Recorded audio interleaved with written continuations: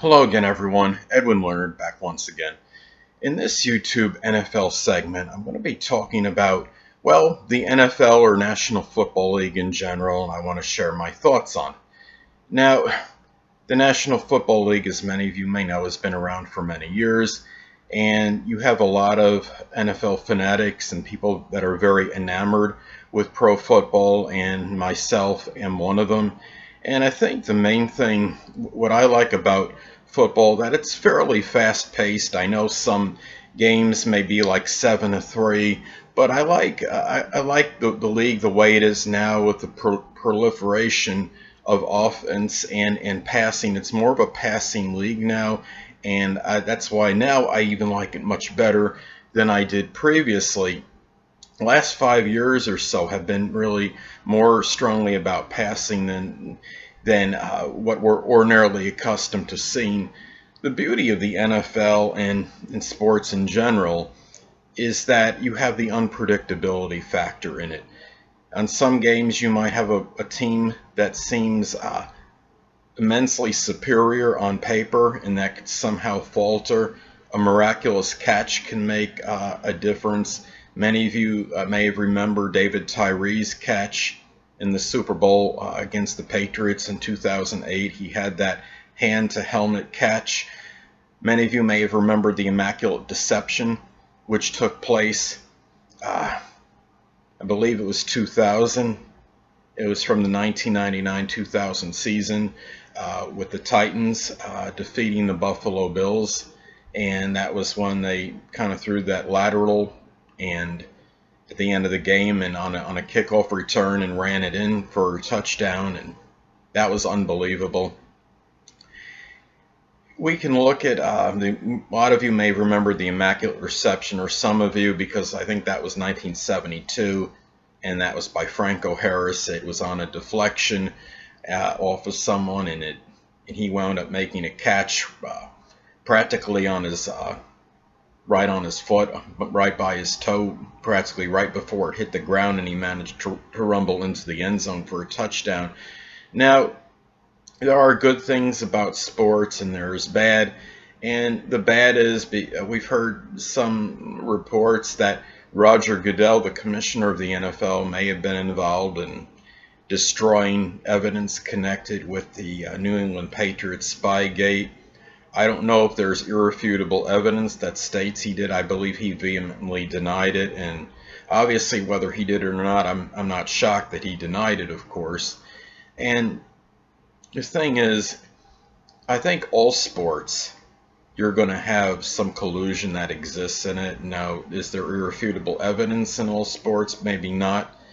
There was a report on, I think it was the website dig.com, which was talking about they felt that there was a reason to at least be suspicious that 1% of tennis matches are fixed. Now, could this be possible in football? Well, we don't know the percentage or anything, but I think considering all the games, the NFL games that have been played over the years, it'd be naive to think that there wouldn't be one that maybe was maybe somebody had fixed. It's possible. I don't know 100% whether it happened or not. But we have to look at the good, the bad, and the ugly in all sports, in all things in life. And football is no exception. You have the Deflategate with the Patriots, the Spygate with them. It's odd that you have a team that's been so dominant over the years, and very well has resorted to nefarious acts in connection with the game.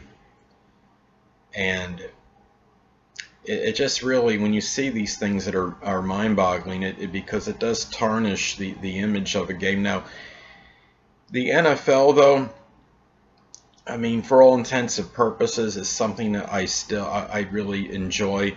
And you have the unpredictability. The last time all favorites covered, as far as the spread goes, was in 2012. Very rare occurrence. And you could have a team that is much, their caliber is so much lower than the other team on paper can pull off a mind-boggling or bewildering upset. There was a Monday night game in 2004 in which the Miami Dolphins scored 2 late touchdowns against the seemingly nearly invincible New England Patriots, and they won the game. Tom Brady threw an ill-advised pass in it, and ultimately the Dolphins scored like 2 touchdowns in a little over 2 minutes remaining and won the game by 1 point. And this is on Monday Night Football. And so you do have some greatness in football. If all the teams won that were anticipated to win every single time, football could become very monotonous. It could be very predictable. And I think that's where this beauty of the sport lies, in the fact that we don't know what's going to happen. We don't ever really know 100% who's going to win on a given weekend or given Sunday or Monday or Thursday, whenever the games may be.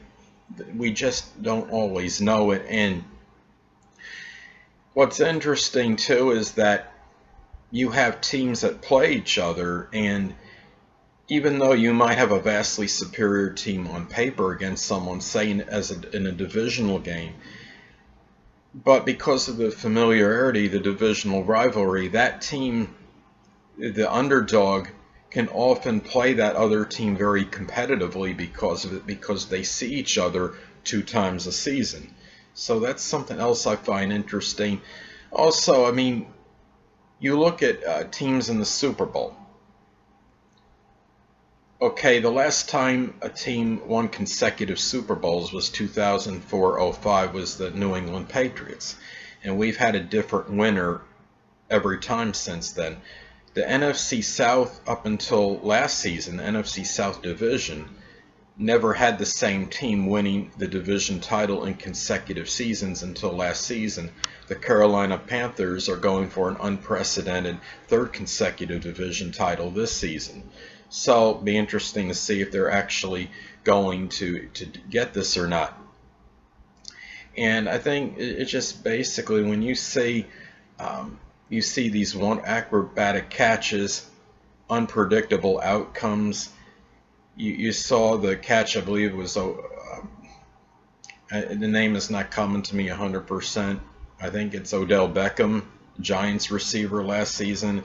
He made that one-handed catch behind his head and pulled it in, and many people were calling it the greatest catch in NFL history. I think that's very debatable, but it's definitely was sterling, and it was something where you might want to put in the top 10 catches in NFL history. And you just and when you see records broken, you see players getting accolades, recognition for their achievements. I mean, there is such a greatness in this, and being able to actually witness greatness and seeing players like Peyton Manning, players like Tom Brady, seeing teams win in such a wide divergence of ways. There's such a manifold amount of ways teams win. Some teams win based on a style predicated on defense. Others do it through offense. The Seattle Seahawks, the last few seasons, have been exceptional, and a lot of that is due to their defense. Many of you may know Cam Chancellor has been holding out, so that's another interesting storyline. And when he's coming back, that's another thing where we talk about unpredictability. And you could see a team come out of nowhere, win a division, go to the Super Bowl. And even the home team, I don't even know if the home team in the NFL wins 60% of the time or not. It might be less, I'm thinking.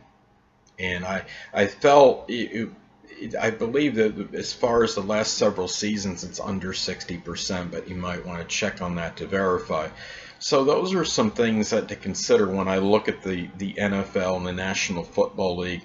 And people just love to speculate as well and love to predict games, and it's a lot of fun. Fantasy football is something that so many people are infatuated with. People have an opportunity to win money. But I talk about in things in life in general that everything in moderation, including moderation.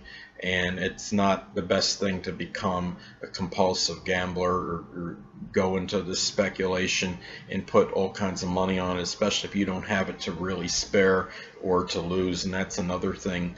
As far as football goes, sometimes I think the gambling gets a little bit out of control for some people, and some people it can become all consuming, and it might take some people.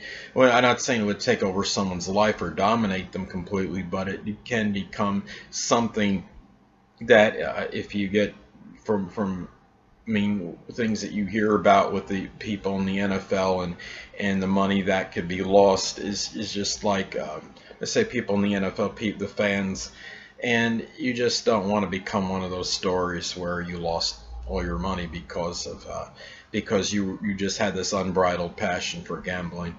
Well, anyway, people, that'll conclude this YouTube NFL segment for which is entitled the National Football League. And until next time, people, Edwin Learnard saying, stay well.